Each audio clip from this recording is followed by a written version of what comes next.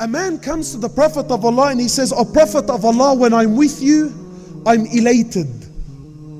I'm flying." He says, "O Prophet of Allah, but then when I leave you and I go back home to my family," he says, "O Prophet of Allah, I start to miss you."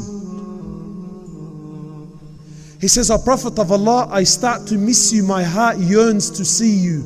He says, "O Prophet of Allah, then I leave my family, I come back, I lay my eyes on you, and O Prophet of Allah, I find peace and happiness in my heart once more.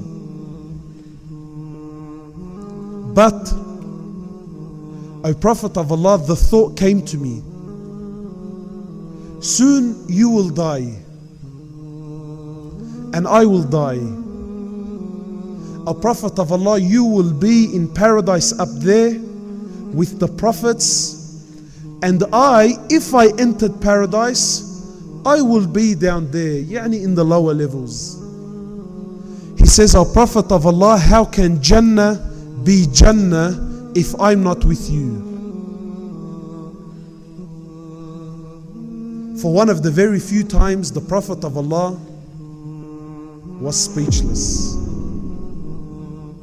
So Jibreel alayhi salatu wasalam comes down and says to the Prophet of Allah that, "Tell your ummah, tell your men, tell your followers, they will be with the ones that they love in Jannah."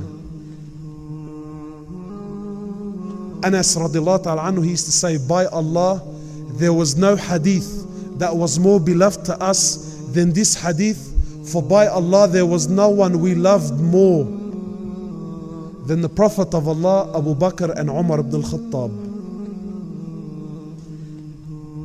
This was Jannah for your companions.